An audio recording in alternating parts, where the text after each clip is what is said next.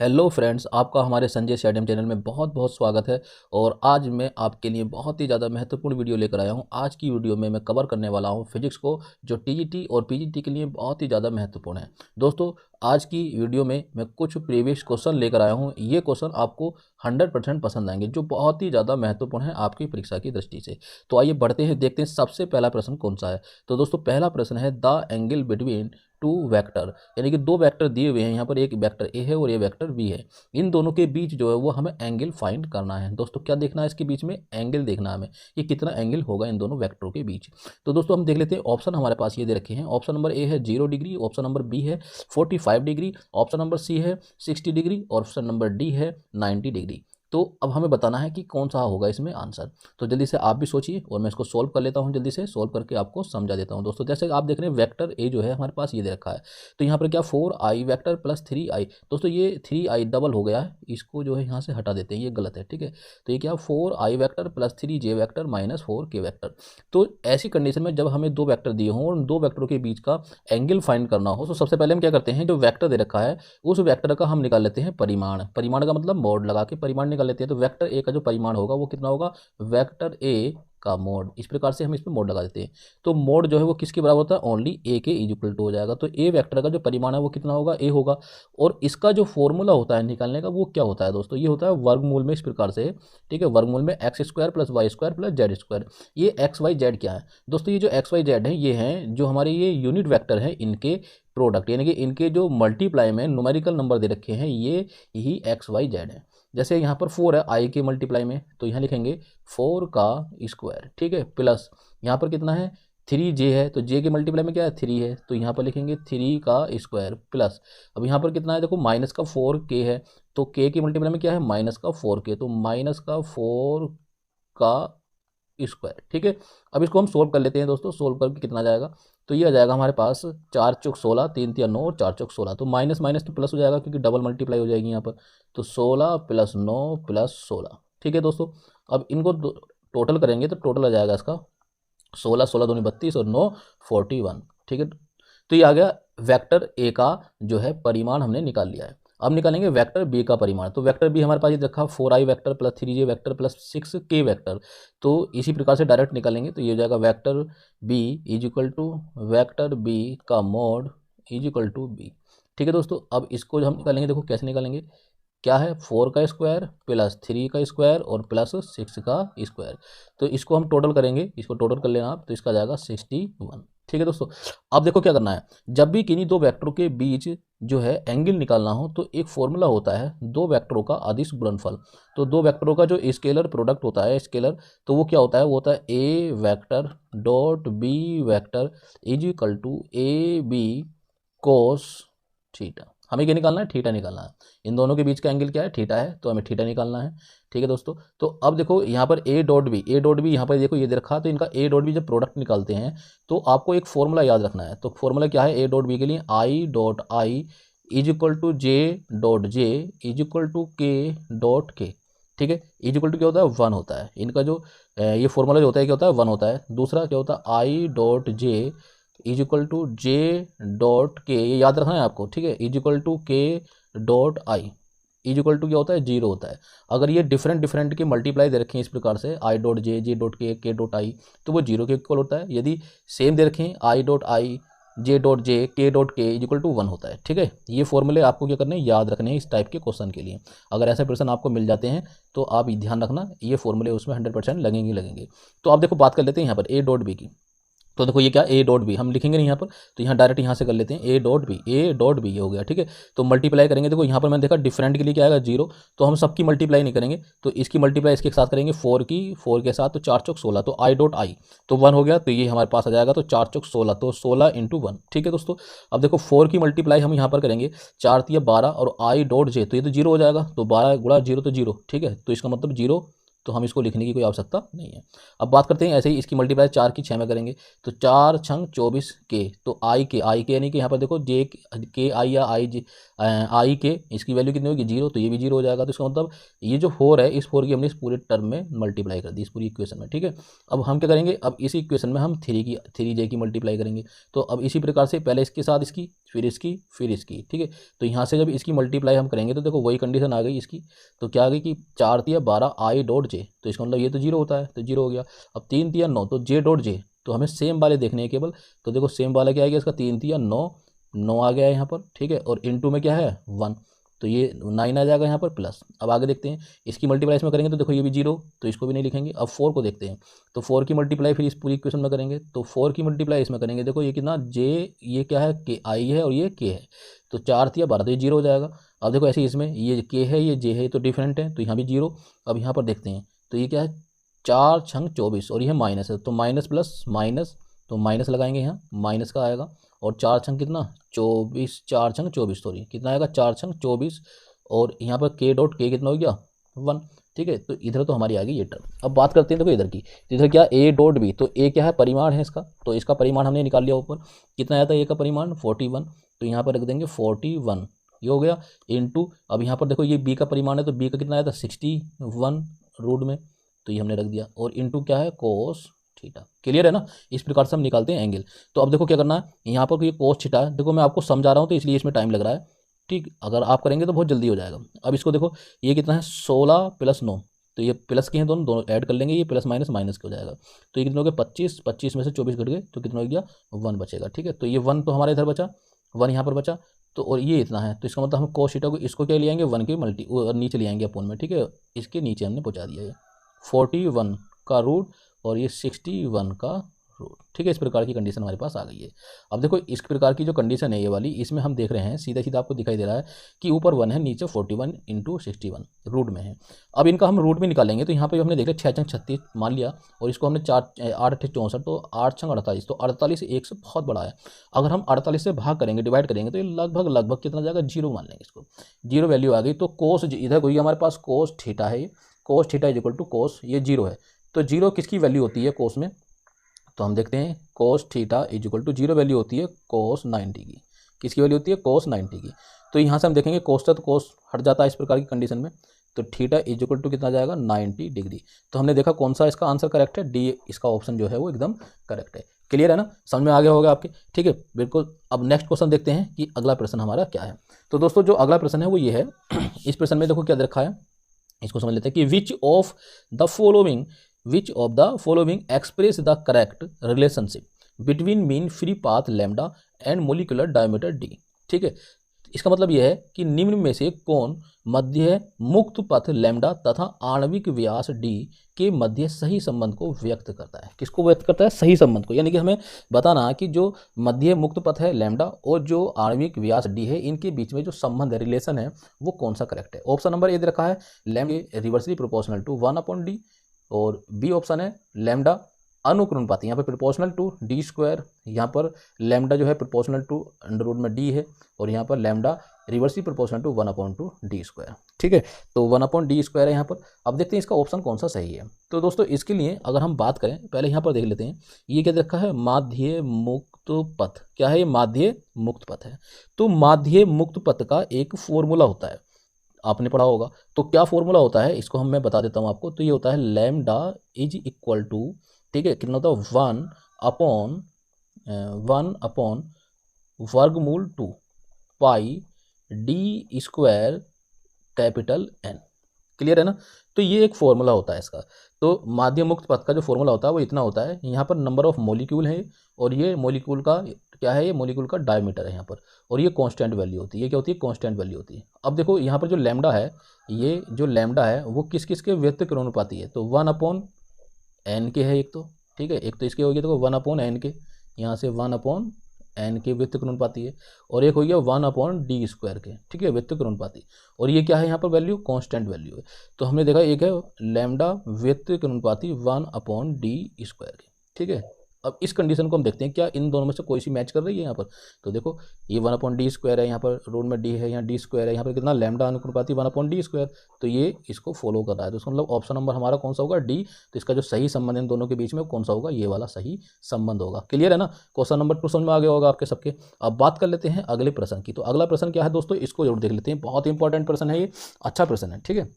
तो इसको देखते हैं क्या है। यह है it the specific heat of A gas at constant pressure Cp is 5/2 R, the atomicity of the gas would be. मतलब इसका यह है कि यदि किसी गैस की स्थिर दाब पर विशिष्ट ऊष्मा Cp इज 5/2 R हो तो गैस की परमाणुकता होगी, यानी कि कितनी होगी गैस की परमाणुकता, तो हमें बताना है, ठीक है। ऑप्शन दे रखे हैं इसके कि एक परमाणु होगी, द्विपरमाणु होगी, त्रिपरमाणु होगी, या इनमें से कोई सा नहीं है, यानी कठिन है बताना है, ठीक है। तो इसमें हमें बताना है कौन सा ऑप्शन का सही है, ठीक है। तो अब इसके ऑप्शन को हम समझ लेते हैं कौन सा ऑप्शन का करेक्ट होगा। तो देखते हैं दोस्तों, इसमें जो दे रखा है, इसमें ये दिया हुआ है कि स्थिर दाब पर जो है वो Cp कितना है, Cp इक्वल टू दिया हुआ है वहाँ पर 5/2 R के बराबर, ठीक है। ये तो इतना इसमें गिवन है। एक मेयर का फॉर्मूला होता है, मेयर का फॉर्मूला क्या होता है, Cp minus Cv is equal to R, ये आपको सबको पता है, ये क्या होता है मेयर का फॉर्मूला। तो यहाँ पर मेयर के फॉर्मूले में Cp minus Cv equal to R में Cp की वैल्यू यहाँ पर पुट कर दें तो कितना जाएगा 5/2 R minus Cv is equal to R। तो यहाँ से Cv की वैल्यू निकाल लो, तो Cv इज इक्वल टू हो जाएगा, Cv को इधर लिया है R को इधर, तो ये हो जाएगा 5/2 R माइनस R, ठीक है। अब यहाँ पर Cv की वैल्यू कितनी आ जाएगी, अगर इसको देखें तो इसको माइनस करेंगे तो ये जाएगा 3/2 R। एक फॉर्मूला आपने पढ़ा है कि Cp/Cv is equal to gamma, ये आपने पढ़ा है। और गामा की जो वैल्यू होती है यहाँ पर वो कितनी होती है, गामा की वैल्यू होती है 1 + 2/f, कितनी होती है 1 + 2/f होती है।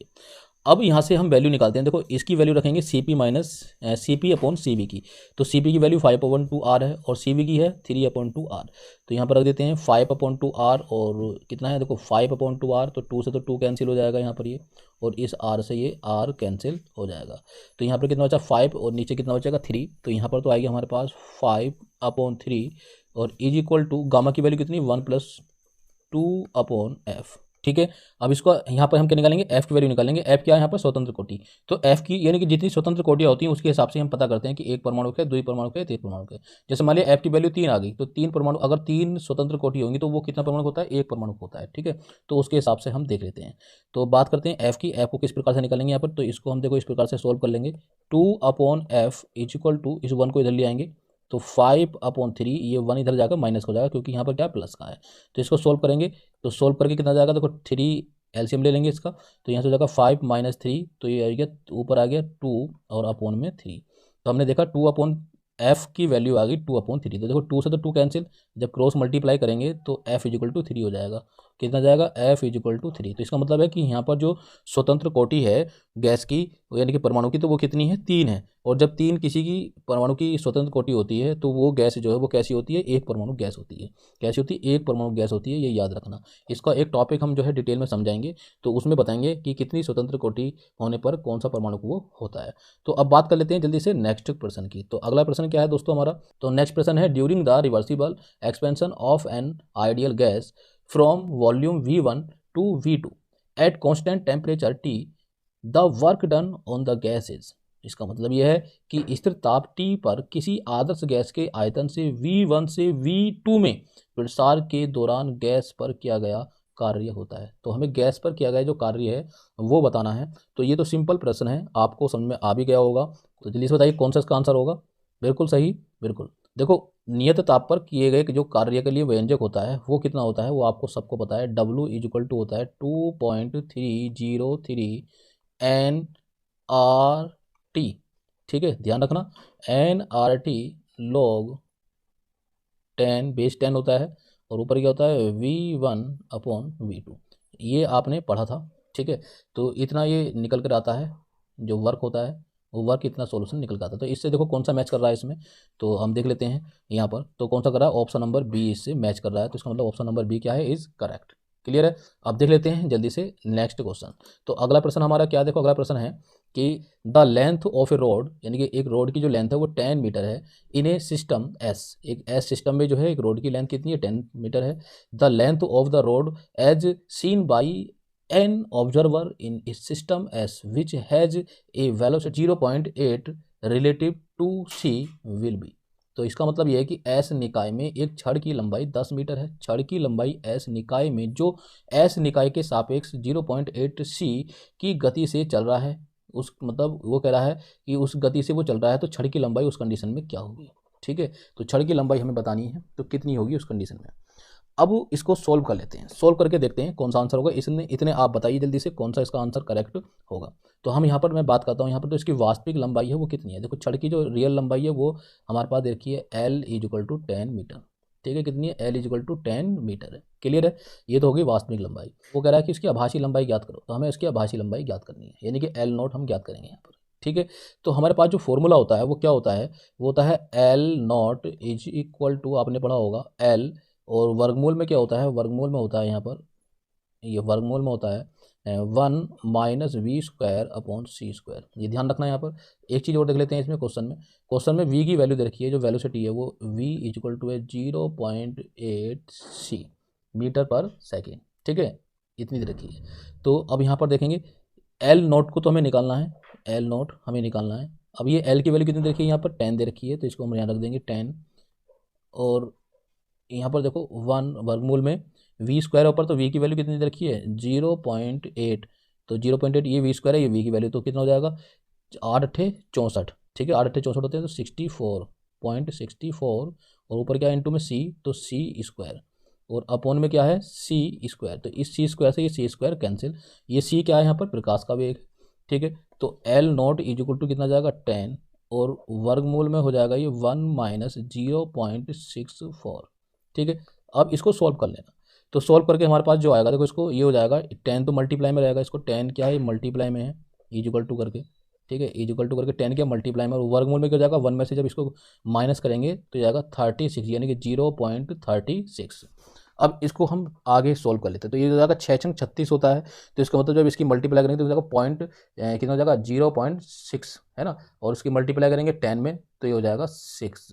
कुल कितना जाएगा हमारे पास, यानी कि 0, ये तो हो जाएगा इसकी जो निकालेंगे 10 और यहाँ पर इंटू 0.6 मल्टीप्लाई करेंगे तो 6 इसका आंसर आ जाएगा। तो 6 मीटर उसकी छड़ की लंबाई कितनी हो जाएगी 6 मीटर हो जाएगी। क्लियर है, तो इसमें देखो कौन सा ऑप्शन सही है, ऑप्शन नंबर सी इसका इज करेक्ट है। अब नेक्स्ट क्वेश्चन देख लेते हैं। अगला प्रश्न क्या है, the velocity of an electron whose mass is 10 times its rest mass is. ठीक है, तो यानी कि किसी इलेक्ट्रॉन का द्रव्यमान उसके विराम द्रव्यमान का 10 गुना हो जाए तो तब उसका वेग कितना होगा, हमें सीधा सीधा ये बताना है। तो जल्दी से बताइए कौन सा इसमें ऑप्शन करेक्ट होगा। ए ऑप्शन में कह रखा 3.3 × 10⁸ मीटर पर सेकेंड, 2.98 × 10⁸ मीटर पर सेकेंड, 4.2 × 10⁷ मीटर पर सेकेंड, या प्रकाश के वेग का 10 गुना। ठीक है, तो आपको बताना है जल्दी से, तो जल्दी से बताइए, इसको निकालिए, सोल्व कीजिए। तो चलो ठीक है, मैं सोल्व कर लेता हूँ, इतने आप भी बताइए कि क्या इसका आंसर होगा। तो इसका जो आंसर निकालने के लिए क्या करेंगे हम, इसमें सापेक्षता का सिद्धांत यूज करेंगे। कौन सा करेंगे, सापेक्षता का सिद्धांत। तो सापेक्षता का सिद्धांत आपने पढ़ा है, तो उस सिद्धांत में क्या है, जैसे हमने अभी भी फॉर्मूला लगाया था, सापेक्षता का सिद्धांत ही था वो L0 = L, और वर्गमूल में था 1 - v²/c²।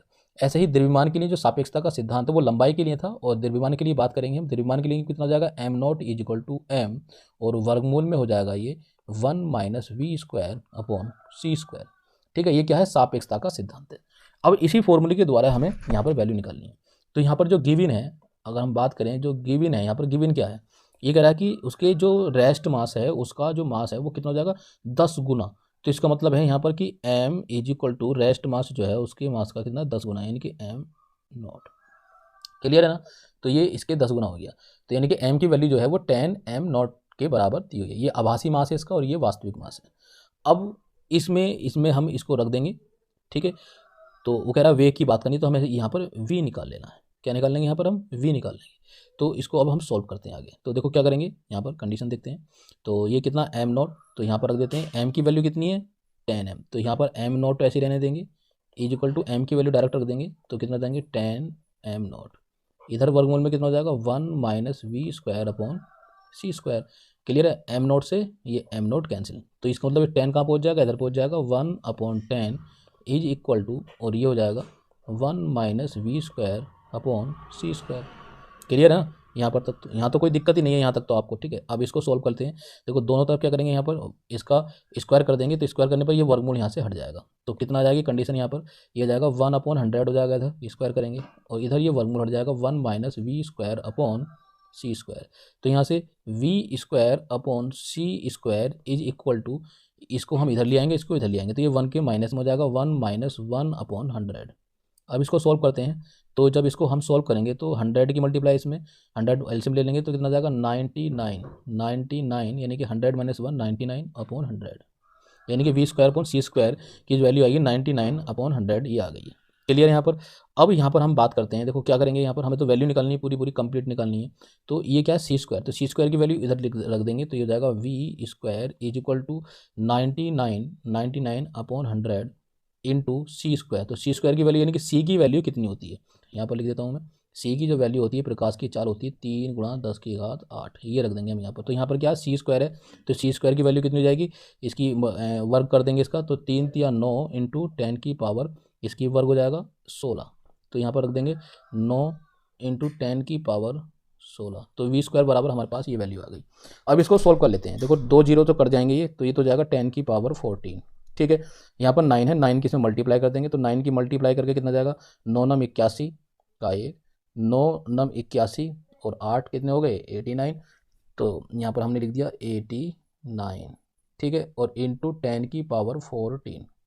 अब ये वर्गमूल निकालेंगे इसका, क्योंकि यहाँ स्क्वायर है, तो ये हो जाएगा v is equal to 891 into 10 की पावर 14 का वर्गमूल। अब इसका जो वर्गमूल आएगा वही इसका आंसर होगा, ठीक है। तो इसका वर्गमूल कितना आएगा अगर हम इसको निकालें, तो इसका दोस्तों इसका वर्गमूल आता है लगभग, निकाल लेना आप, 2.98 इंटू 10 की पावर 8 मीटर/सेकेंड। तो देखो ये वाला जो ऑप्शन है, बताइए कौन सा है, कौन से नंबर पर है ये, तो यहाँ पर है बी। तो ये बी ऑप्शन हमारा एकदम करेक्ट होगा। क्लियर है ना, ये क्वेश्चन हमारा क्लियर हो गया। अब बात कर लेते हैं अगले प्रश्न की। तो अगला प्रश्न क्या है हमारा, अगला प्रश्न है ये if all of a sudden the earth is contracted to half its present radius then the day will be reduce by. मतलब इसका यह है कि यदि अचानक पृथ्वी सिकुड़कर अपनी वर्तमान त्रिज्या की आधी रह जाए तो दिन घट जाएगा।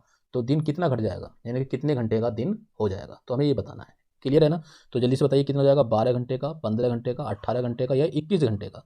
तो इसको मैं सोल्व करके आपको बता देता हूँ, इतने आप बताना कि क्या इसका आंसर होगा कमेंट करके जल्दी से, ठीक है। तो मैं इसको सोल्व कर लेता हूँ। देखो ऐसी कंडीशन में तो आपने देखा होगा कि जब भी हम रेड्यूस अर्थ की बात करते हैं तो, और ये अर्थ क्या कर रही है, रोटेशन कर रही है, अर्थ क्या कर रही है, रोटेशन कर रही है। तो इसलिए रोटेशन करने के कारण यहाँ पर हम क्या लगाएंगे, कोणीय संवेग संरक्षण का नियम लगाएंगे। तो कोणीय संवेग संरक्षण का जो नियम होता है वो क्या होता है, I1 ω1 is equal to I2 ω2। यही तो होता है कोणीय संवेग संरक्षण का नियम। जैसे हम I1 की वैल्यू यहाँ पर पुट कर देंगे, तो I1 की जो वैल्यू होती है वो कितनी होती है, mr1², ये होती है ना, ठीक है। ओमेगा की वैल्यू कितनी होती है, 2π/T1। क्लियर है ना, ये क्या है, कोणीय वेग है, ये कोणीय वेग और इसका जड़त्वाघूर्ण का जो मल्टीप्लाई होता है वो क्या होता है, कांस्टेंट रहता है, ठीक है। तो ये कांस्टेंट है यहाँ पर हम देखा, तो mr1² 2π/T1। इसी प्रकार से यहाँ पर हम रख देंगे ये इतना, इसका कितना हो जाएगा mr2। अब देखो मास की बात नहीं कर रहा, मास रेड्यूस नहीं हो रहा है यहाँ पर, वो कह रहा है कि उसकी जो है रेडियस हाफ हो रही है केवल। तो यहाँ पर बात करें तो mr2² और यहाँ पर कितना आ गया, ये ओमेगा है, ω2, तो इसकी वैल्यू हो जाएगी 2π/T2, ठीक है। अब जो सेम है उसको यहाँ से हटा देते हैं, तो m से m कट गया, 2π से 2π यहाँ पर कैंसिल। तो यहाँ पर कितना बचा हमारे पास, r1², इधर r2², ये इसका कौन में जाएगा r2², इधर क्या बचा हमारे पास, देखो T1 ऊपर पहुँच जाएगा, तो T1 और अपॉन T2, ठीक है। ये हमारे पास एक फॉर्मूला आ गया। तो अब वो कह रहा है कि दिन की बात कर रहा है, यानी कि T1, तो T1 तो हमें पता है कितना है और T2 हमें बताना है। क्लियर है ना, यहाँ पर T1 हमें पता है और T2 हमें बताना है, तो इसलिए हम इसी की वैल्यू रख देंगे। तो देखो ये तो होता है 24 घंटे और T2 हमारे पास निकालना है। और बात करते हैं इसकी R1, तो ये कितनी हो जाती है, कह रहा है कि उसकी त्रिज्या की आधी हो जाती है। त्रिज्या क्या हो जाती है, आधी। तो आधी जब हो जाएगी तो उस कंडीशन में हम इसकी वैल्यू क्या रखेंगे, जल्दी से बताइए कितनी वैल्यू रखेंगे यहाँ पर। तो यहाँ पर R1 है और यहाँ पर R2 है, रेडियस है, रेडियस घटकर मान लिया R रेडियस है और घटकर कितनी हो गई, R/2 हो गई है। तो यहाँ पर मान लिया R रेडियस है और ये कितनी होगी, R/2 हो गई। तो इज इक्वल टू यहाँ पर क्या हो गया 24 और अपॉन T2। वो कह रहा है कि वर्ग है इसका, तो दोनों का वर्ग, ठीक है। यहाँ पर वर्ग है ना, R1² है, यहाँ R2², तो ये आर से तो आर कैंसिल, तो 2 अपॉन में है तो नीचे ये नीचे है ना, बटे के बटे में है तो ये ऊपर पहुंच जाएगा। तो कितना हो जाएगा ये हो जाएगा 24/T2 इज इक्वल टू 2 दूनी 4, ये आ जाएगा। अब देखो T2 की वैल्यू कितनी हो जाएगी यहाँ से, T2 इज इक्वल टू, तो ये T2 इधर लिया है, 4 को इधर लिया है, तो ये हो जाएगा 24/4। तो ये कट के कितना जाएगा 6 यानी कि 4 छंग 24, 6 आ गया। ठीक है, यानी कि T2 की वैल्यू जो है वो कितनी आ गई, 6 आ गई। तो 6 घंटे का तो दिन हो जाएगा, 6 घंटे का, 6 घंटे का। लेकिन घटा कितना, तो घटा टोटल कितने घंटे का होता है दिन, 24 घंटे का। और कितना घटेगा, यहाँ पर हमने 6 घंटे का दिन हो गया, 6 माइनस कर दो तो कितना घट गया यहाँ पर 18, यानी कि 18 घंटे का दिन जो है वो घट जाएगा। क्लियर है ना, यहाँ पर ये लॉजिक समझना। ये नहीं पूछ रहा कि दिन कितने घंटे का हो जाएगा, ये पूछ रहा है कि दिन जो है वो कितना घट जाएगा। बात समझ रही नहीं, दिन कितना घट जाएगा, ये आपको याद रखना है, ये पूछ रहा है यहाँ पर। तो इसी को हमें बताना है। तो दिन अगर वो पूछे कि कितने घंटे का दिन हो जाएगा तो 6 घंटे का हो जाएगा। अगर वो पूछ रहा है कि दिन कितना घट जाएगा तो कितना घटेगा, 18 घंटे घटेगा। तो इसका आंसर कौन सा होगा, सी हमारा करेक्ट होगा एकदम। क्लियर। अगला प्रश्न क्या है, if K and sigma respectively are the thermal and electrical conductivities of a metal at absolute temperature T, then मतलब इसका यह है यदि परम ताप T पर K और क्रम से T पर क्या, K और क्रम से एक धातु की ऊष्मीय तथा वैद्युत चालकताएं हैं, तो उस कंडीशन में इनका जो रिलेशन है वो क्या होगा। तो रिलेशन का मतलब यानी कि K और सिग्मा का जो रिलेशन है वो कितना होगा, तो हमें बताना है। तो दोस्तों K upon sigma is equal to constant, यानी कि कांस्टेंट रहेगा, या K upon sigma into T constant रहेगा, या K अपॉन T कांस्टेंट रहेगा, या K sigma upon T constant रहेगा। तो इनमें से कौन सा ऑप्शन हमारा करेक्ट होगा, तो ये आपको जल्दी से बताना है। तो दोस्तों यहाँ पर याद रखना, मैं यहाँ पर लिख देता हूँ, ये नियम था वाइडमैन फिंच। ठीक है, वाइडमैन फिंच का नियम, वाइडमैन फिंच का नियम क्या था। वाइडमैन फिंच का नियम ये था, K upon sigma T is equal to constant. तो वाइडमैन फ्रिंज का जो नियम था उन्होंने बताया था कि K upon sigma into T equal to क्या होता है, कांस्टेंट होता है। तो देखो इसमें कौन सा करेक्ट है, इसमें ऑप्शन नंबर बी जो हमारा ये करेक्ट है। ठीक है, इसमें सिर्फ इतना ही समझना है। और नेक्स्ट प्रश्न देख लेते हैं जल्दी से। प्रश्न क्या है, the efficiency of A Carnot engine working between two temperature is 1/6 if on reducing the temperature of the sink by 65 K. The efficiency becomes 1/3. The temperatures of the source and the sink are. इसका मतलब यह है कि Carnot engine जो दो तापों के बीच कार्य कर रहा है, यानी कि टेम्परेचर T1 है और एक टेम्परेचर T2 की दक्षता 1/6 है। सिंक का टेम्परेचर 65 के कम कर देने से जो है उसकी दक्षता कितनी हो जाती है, 1/6 हो जाती है। तो स्रोत तथा सिंक के ताप हमें बताने हैं कितने होंगे। तो हम मान लेते हैं यहाँ पर हमने लेट कर लिया यहाँ। ठीक है, ये ध्यान रखना, सोल्व कर लेते हैं इसको, और इसका आंसर आप जल्दी से बताइए ऑप्शन में देखकर। तो मैं इसको सोल्व कर लेता हूँ। सिंक का जो है मान लिया हमने, पहले हम बात करते हैं सोर्स की। तो सोर्स, ये सोर्स है, ये क्या है सोर्स, और ये क्या है सिंक। तो सोर्स का टेम्परेचर कितना है T1 और सिंक का मान लिया हमने T2। ठीक है, ये टेम्परेचर हमने मान लिए। अब इस कंडीशन में हम देखते हैं, वो कह रहा है कि दो टेम्परेचर के बीच में क्या कर रहा है, कार्नोट इंजन वर्क कर रहा है। तो अब उस स्थिति में उसकी जो इफिशियंसी होगी, इफिशियंसी का जो फॉर्मूला होता है वो होता है eta is equal to 1 minus T2 upon T1। ये होता है कार्नोट इंजन की इफिशियंसी। क्लियर है ना। तो यहाँ पर रख देते हैं, इफिशियंसी दे रखी वगैरह 1/6 हो जाती है। तो यहाँ पर हम रख देते हैं, तो कितना हो जाएगा 1/6 is equal to 1 minus T2 upon T1। तो इसको इधर ले आए, इसको इधर पहुँचा दें, तो यहाँ से इसको निकाल लेते हैं। तो जाएगा T2 अपॉन T1 की वैल्यू हमारे पास निकल कर आ जाएगी 1 माइनस 1/6। तो ये हो जाएगा 6 माइनस 1 यानी कि 5/6। इसको मान लिया हमने इक्वेशन नंबर 1। क्लियर है ना। अब वो कह रहा है कि उसका जो टेम्परेचर है वो 65 कम कर दिया जाए। तो 65 किस में से करेंगे, T2 में से करेंगे। तो T2 माइनस 65। ठीक है, सोर्स से तो हम टेम्परेचर ले रहे हैं, तो हम जो सिंक को दे रहे हैं वो टेम्परेचर को कम कर रहे हैं। तो कितना हो गया, T2 में से हमने 65 कम कर दिया, तो अपॉन ये हो जाएगा T1। क्लियर है ना। तो हमें इफिशियंसी निकालनी है, तो उस कंडीशन में जो उसकी इफिशियंसी हो जाएगी, तो 1 माइनस होता है इफिशियंसी, और इज इक्वल टू कितनी कह रहा है 1/6। ये कंडीशन नंबर 2 है, ये वाली। ठीक है, नहीं सॉरी 1/6 तो ऊपर है। तो ये कंडीशन नंबर 2 के अनुसार हमने यहाँ देखा 1/3 इफिशियंसी हो जाती है। तो कितनी हो जाएगी 1/3 इसकी इफिशियंसी हो जाएगी ये। अब तो क्लियर है ना। तो अब इसको हम क्या करेंगे, देखो सोल्व कर लेंगे। तो सोल्व करने के लिए क्या करेंगे, इसको तो ऐसे रहने देंगे, इसको इधर पहुंचा देंगे, इसको इधर, जैसे यहाँ पर ऊपर किया था अभी, बिल्कुल सेम कंडीशन यहाँ पर करनी है। तो हमारे पास ये वैल्यू हो जाएगी, जब इसको इधर पहुँचा देंगे, इसको इधर ले आएंगे, तो ये हो जाएगा T2 minus 65 upon T1 is equal to 1। क्या ये देखो 1 के माइनस में आएगा 1/3। तो इसको भी सोल्व कर लेंगे।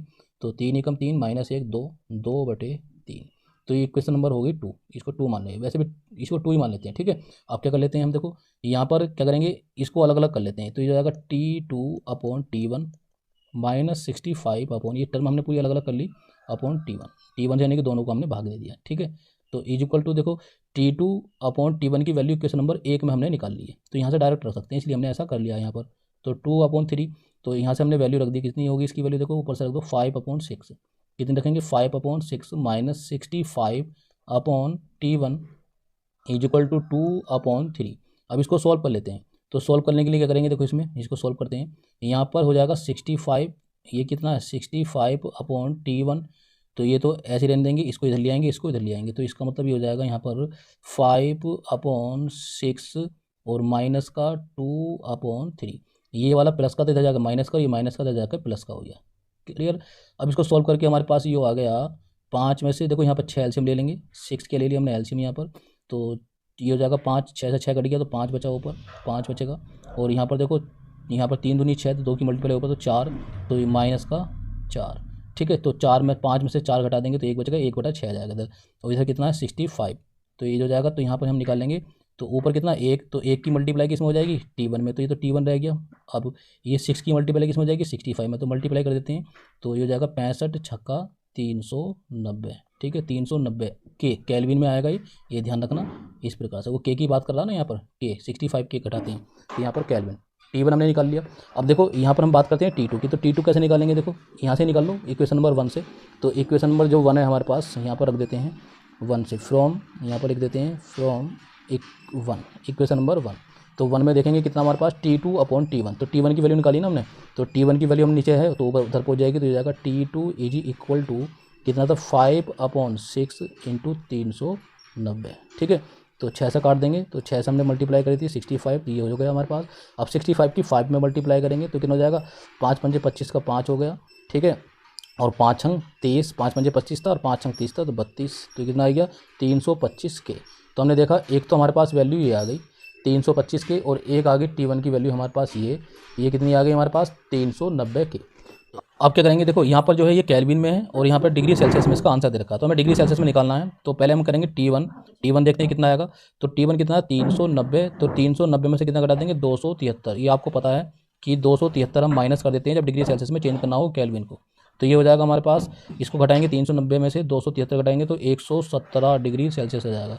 तो T1 की वैल्यू तो हमारे पास ये आ गई है। अब T2 को देखते हैं, तो T2 की वैल्यू निकालने के लिए क्या करेंगे, 325 में से कितना घटा देंगे 273, तो 273 घटाने पर कितना जाएगा 52 डिग्री सेल्सियस। तब देखेंगे 117 डिग्री सेल्सियस और 52 डिग्री सेल्सियस किस में है, तो कौन सा हमारा आंसर करेक्ट होगा, तो इसमें ऑप्शन नंबर कौन सा सही होगा, जल्दी से देखते हैं।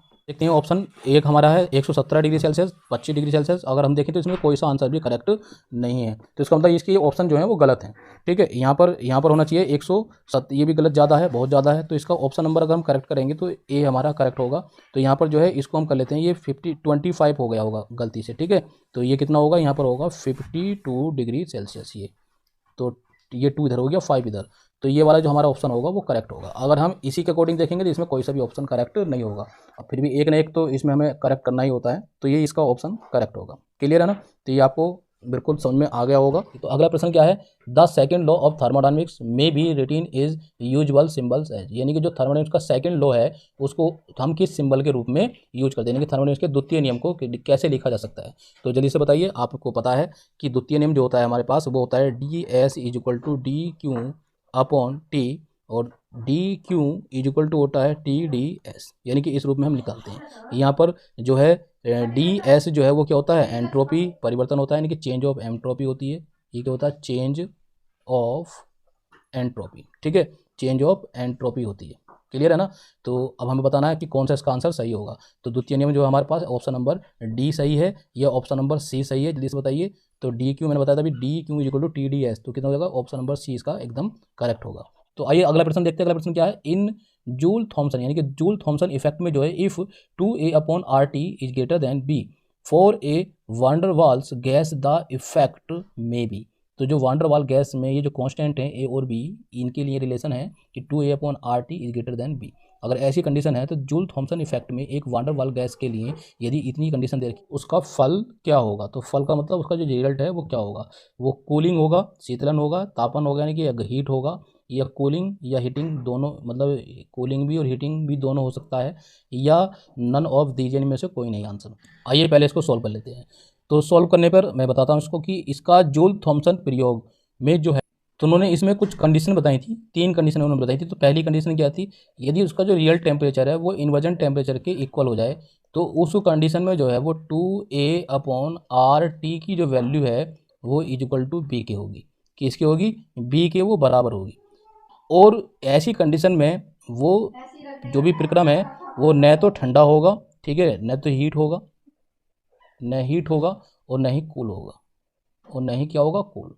न तो हीट होगा, न तो हीट होगा और न ही कूल होगा। इनमें से कोई सी भी कंडीशन उसमें अप्लाई नहीं होगी। दूसरी कंडीशन उन्होंने क्या बताई? दूसरे अपना एक कंडीशन बताई थी कि यदि टी जो उसका रियल टेम्परेचर है वो इन्वर्जन टेम्परेचर से क्या हो? इज ग्रेटर देन हो, क्या उससे बड़ा हो, तो उस कंडीशन में जो है वो 2A/RT की जो वैल्यू है वो इज़ लेस देन होगी बी से।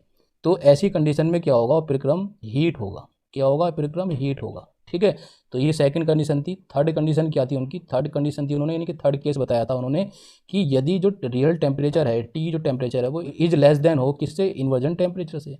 जब ग्रेटर देन है तो ये कंडीशन हीट होगा, और जब इज लेस देन हो इन्वर्जन टेम्परेचर से तो उस कंडीशन में जो 2A की वैल्यू है, 2A/RT की जो वैल्यू है यहाँ पर, ठीक है, वो क्या होगा? वो उसकी वैल्यू इज ग्रेटर देन होगी किससे? बी से। तो ऐसी कंडीशन में जो है प्रक्रम क्या हो जाएगा? कूल होगा, यानी कि ठंडा होगा। ठीक है, शीतलन होगा, इसका हिंदी होती है शीतलन। क्या होगा? शीतलन होगा। तो अब इसमें देख लेते हैं प्रश्न में क्या कह रहा है। ये कह रहा है कि 2A/RT जो है वो इज ग्रेटर देन हो, यदि क्या हो? Is greater then. तो कंडीशन यानी कि केस नंबर कौन सा फॉलो हो रहा है यहाँ पर? थर्ड। तो थर्ड केस फॉलो हो रहा है। तो थर्ड केस में क्या होगा? कूल, यानी कि शीतलन। तो ऑप्शन नंबर ए हमारा करेक्ट होगा बिल्कुल। ठीक है, ऑप्शन नंबर ए क्या होगा? Is the correct. तो अब देख लेते हैं नेक्स्ट प्रश्न। नेक्स्ट प्रश्न क्या है? In a Maxwellian gas if VRMS is the root mean square velocity then the most probable velocity VMP is. यानी कि कहने का मतलब इसका यह है कि मैक्सवेलियन गैस में यदि VRMS वर्ग माध्य मूल वेग हो तो अणुओं का सर्वाधिक संभाव्य वेग जो है VMP हमें फाइंड करना है, यानी कि इसकी वैल्यू हमें बतानी है। तो उस इस कंडीशन में हम देखते हैं। तो सबसे पहले हम बात करते हैं VRMS की। VRMS यानी कि वर्ग माध्य मूल जो चाल होती है वो कितनी होती है? ये होती है दोस्तों अंडर रूट में, आपको पता है सबको, 3RT/m, इतनी होती है ना। और यहाँ पर अब बात कर लेते हैं जो अधिकतम प्रायिकता चाल है। अधिकतम प्रायिकता का मतलब है कि सर्वाधिक संभाव्य वेग जो है, तो वो कितना होगा? VMP। इसको हम दोस्तों ये भी कहते हैं अधिकतम प्रायिकता चाल। ठीक है, तो ये कितनी वैल्यू रखी? इसकी वैल्यू जो होती है वो होती है दोस्तों 2RT/m। ठीक है, अब हमें V यही निकालना है, VMP निकालना है। तो VMP इज इक्वल टू, इसके साथ रिलेशन करना है इसका। तो इसके साथ जब रिलेशन निकालेंगे तो देखो इसमें क्या करेंगे हम, इसके अंदर, तो इसके अंदर कुछ ना कुछ चेंजिंग करेंगे। तो यहाँ पर देखो हमें बनाना 3 बनाना है, ऊपर 3RT, तो इसके फॉर्म में हमें निकला है। तो देखो तो कितना हो जाएगा? यहाँ पर 3 की मल्टीप्लाई कर दो तो ये हो जाएगा 2, 3 के ऊपर 3 की नीचे, तो 2 तो ऐसे 2/3 और इंटू 3, 3 से 3 कट जाएगा तो ये जाएगा 3RT/m। तो इसकी वैल्यू रख देंगे तो जाएगा VMP इज इक्वल टू 2/3 का वर्गमूल, और वर्गमूल ये वर्गमूल में ही है इसका, तो ये वो निकल जाएगा बाहर, तो ये जाएगा VRMS। तो रिलेशन देखेंगे कितना होगा, इससे बताइए कौन सा होगा? VRMS, तो 2/3 VRMS VMP। तो यहाँ पर रखा है 2/3 VMS का मतलब RMS है, यहाँ पर R हटा रखा है। ठीक है, तो इसका मतलब ऑप्शन नंबर जो बी है हमारा ये करेक्ट होगा, एकदम आंसर सही होगा। तो दोस्तों आज की वीडियो में सिर्फ इतना ही। आपको हमारी वीडियो कैसी लगी? अगर वीडियो पसंद आई तो वीडियो को हमारी लाइक कर दें, और लाइक के साथ आप इसको शेयर जरूर कर दें प्रत्येक दोस्तों के साथ, सभी के साथ। ठीक है दोस्तों, तो दोस्तों यदि आप हमारे चैनल पर नए हों तो हमारे चैनल को सब्सक्राइब कर लें, और सब्सक्राइब के पास में बेल आइकन है उसको भी प्रेस कर दें, जिससे कि हमारी जितनी भी अच्छी अच्छी वीडियो बनेंगी उनका नोटिफिकेशन आपके पास पहुंच जाए और आप अपनी तैयारी बहुत अच्छे से कर पाएँ। तो मिलते हैं अपनी नेक्स्ट वीडियो में, तब तक के लिए गुड बाय।